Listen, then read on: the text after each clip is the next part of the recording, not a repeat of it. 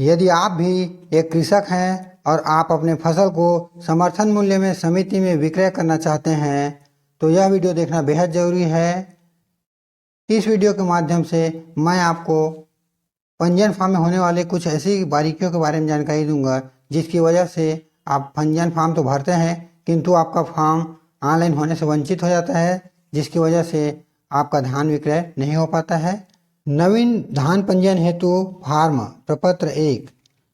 ऐसे कृषक जिनके द्वारा आज दिनांक तक समिति में किसी भी प्रकार से धान विक्रय नहीं किया गया है या अब उनका पंजीयन नहीं हुआ है, या ऐसे कृषक जिनके द्वारा गत वर्ष गन्ना, कोदो या अरहर बोनस हेतु भी समिति में पंजीयन नहीं करवाया गया है, या ऐसे कृषक जिनके द्वारा नया जमीन की खरीदी किया गया है, नया पर्ची बना हो, या ऐसे कृषक जो संयुक्त पर्चीधारी हैं और वो वर्तमान में अपना व्यक्तिगत नाम से ही पंजीयन करवाना चाहते हैं।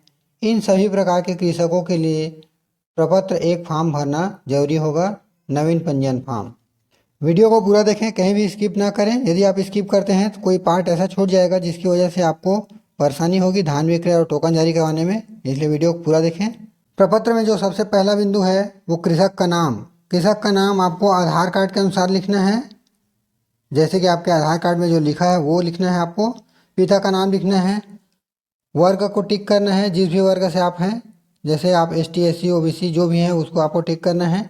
यदि आप विशेष जनजाति से संबंधित हैं तो आपको उसके नाम लिखना है, जैसे कि यहाँ पे एग्जाम्पल के लिए लिखा है अबूझ माड़िया, पहाड़ी कोरबा।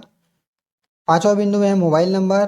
फॉर्म भरते समय आपको वर्तमान में चालू मोबाइल नंबर, किसी भी का मोबाइल नंबर देना बहुत ही आवश्यक है। यदि आप ऐसा नहीं करते हैं तो यदि आपके फॉर्म में किसी प्रकार से त्रुटि होती है तो समिति द्वारा आपसे संपर्क नहीं किया जा सकेगा और आपका फॉर्म आप भरे तो हैं किंतु वो ऑनलाइन नहीं हो पाएगा और पड़ा रह जाएगा। इसलिए आपको फॉर्म भरते समय आपको वर्तमान में चालू मोबाइल नंबर का दर्ज होना बहुत ही अनिवार्य है।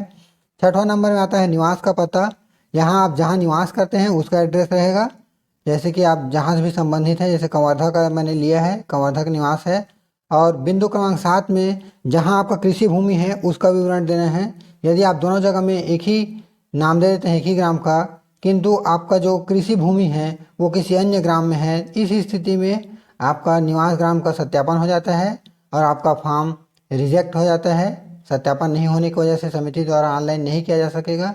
इसीलिए यहाँ दोनों में ध्यान देने की ज़रूरत है। निवास का ग्राम अलग होगा और जिस गांव में आपकी खेती भूमि है वो ग्राम का नाम अलग होगा। बिंदु क्रमांक 8 ऋण पुस्तिका क्रमांक। यह आपके पर्ची में राइट साइड टॉप कॉर्नर में लिखा होता है, जो कि मैं आपको दिखा रहा हूँ। ये जो यहाँ पे लिखा है 2826-312, ये आपका पर्ची नंबर होता है, इसे आपको वहाँ पे दर्ज करना है। कुल धारित रकबा आपको यहाँ पे एकड़ में नहीं लिखना है, आपको यहाँ जानकारी हेक्टेयर में लिखना है। अधिकतर कृषकों को इसकी जानकारी हेक्टेयर में नहीं है, इसके लिए मैंने एक फार्मूला दे रखा है, इसकी मदद से आप ये एंट्री कर सकते हैं। जैसे एकड़ को जितना भी एकड़ आपके पास ज़मीन है उसे 2.47 से भाग देना है। ऐसा करते ही आपका जो ज़मीन है एकड़ में वो हेक्टेयर में निकल के आ जाएगा, जो कि आपको स्क्रीन में दिख रहा होगा। यदि आप ऐसा नहीं करना चाहते हैं तो आपको अपना पर्ची को खोलना है। पर्ची में ये जो 2 नंबर कॉलम दिख रहा है ये आपका खसरा नंबर होता है और यहाँ पे जो लिखा है 0.397 ये आपका हेक्टेयर वाला रकबा होता है, जिसे आपको फॉर्म में भरना होगा। आपके द्वारा कुल धारित भूमि में से कितना में आप कृषि कार्य कर रहे हैं और कितना भूमि पड़त है वो आपको यहाँ पे लिखना है। बिंदु क्रमांक 10 में आपको बैंक खाता का विवरण देना है। बैंक का नाम, जिस भी बैंक से आप संबंधित हैं उसका नाम देना है, आप स्पष्ट रूप से उल्लेख करें, कहीं भी काट छाट ना हो। उसके बाद आपको बैंक शाखा का नाम लिखना है कि वो कौन सा शाखा है, कहाँ पे मतलब संचालित है। उसके बाद आपको खाता क्रमांक लिखना होगा। खाता क्रमांक भी स्पष्ट रूप से लिखें, जिससे कि आपको धान विक्रय की राशि के भुगतान में किसी प्रकार से समस्या का सामना ना करना पड़ सके।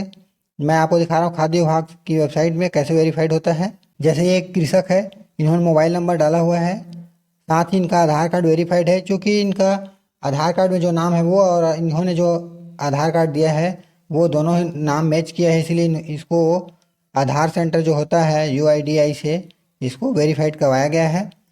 सेम उसी प्रकार आपका बैंक अकाउंट होता है। यदि बैंक अकाउंट में IFSC कोड या आपका अकाउंट नंबर में किसी प्रकार से त्रुटि होता है तो उस कंडीशन में आपका जो अकाउंट है वो वेरीफाइड नहीं हो पाता है। यदि यहाँ पे वेरीफाइड नहीं होता है तो यहाँ पे क्रॉस का निशान दिखाएगा जहाँ पे आपको वेरीफाइड लिखा हुआ दिख रहा है। उसके बाद आपको अपने बैंक का IFSC कोड दर्ज कर देना है। आधार का विवरण बिंदु क्रमांक 11, यहाँ पे आपको आधार कार्ड भरते समय बहुत सावधानी की आवश्यकता है। यदि आप आधार कार्ड में किसी एक अंक की त्रुटि कर देते हैं तो आगामी वर्ष में फसल संशोधन हेतु जब आप फॉर्म भरेंगे उस वक्त आप सही आधार क्रमांक देंगे, उसके बावजूद आपका आधार संशोधन हेतु सत्यापन नहीं किया जा सकेगा।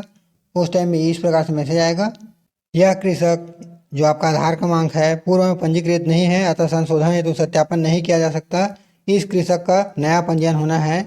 कुछ इस प्रकार से मैसेज आएगा। अतः ध्यान रहे, आधार कार्ड का नंबर भरते समय विशेष सावधानी की आवश्यकता है। स्पष्ट लिखें, किसी प्रकार से काट छाट ना करें।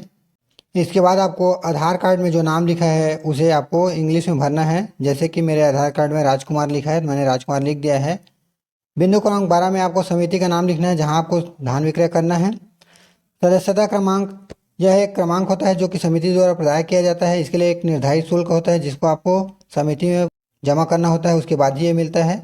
यदि फॉर्म भरते समय सदस्यता क्रमांक का दर्ज नहीं किया जाता है उस स्थिति में लास्ट टाइम में जब आपको टोकन जारी होता है वहाँ एक मैसेज आता है रेड कलर का कि इस कृषक का टोकन जारी नहीं किया जा सकता। यहाँ घबराने की ज़रूरत नहीं है, किंतु आपको फॉर्म ऑनलाइन होने से पहले ही आपको समिति से सदस्यता लेना अनिवार्य होगा। यदि सदस्यता क्रमांक दर्ज नहीं किया गया ऑनलाइन के समय तो उसको सोसाइटी मॉड्यूल में ऑप्शन दिया गया है जहाँ से बाद में भी आपको सदस्यता क्रमांक दर्ज कर 2 दिन के बाद आपका टोकन जारी किया जा सकता है। IFSC कोड आपके पासबुक में लिखा हुआ रहता है जो कि आपको स्क्रीन में दिख रहा होगा। उसके बाद आपका अकाउंट नंबर होता है।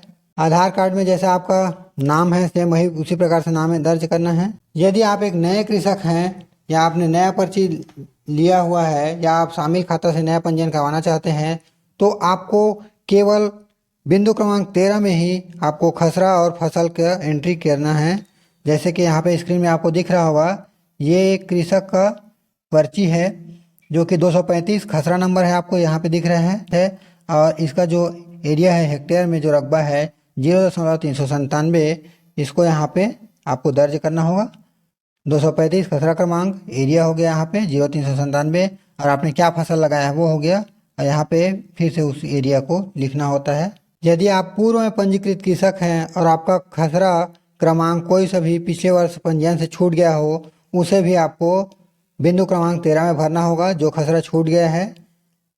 या ऐसे कृषक जो इस वर्ष नया कृषि भूमि क्रय किए हैं उसका भी जानकारी आपको 13 नंबर कॉलम में भरना होगा। और बिंदु क्रमांक 14 को आपको काट देना है, ये निरंक रहेगा। ये सिर्फ उन कृषकों के लिए है जिनके द्वारा पिछले वर्ष फसल के स्थान पर कोई अन्य फसल लगाया गया हो, तभी आपको बिंदु क्रमांक 14 को भरना है। वीडियो देखने के लिए धन्यवाद। आपका दिन शुभ हो। मिलते हैं नेक्स्ट वीडियो में, तब तक के लिए स्वस्थ रहें, मस्त रहें।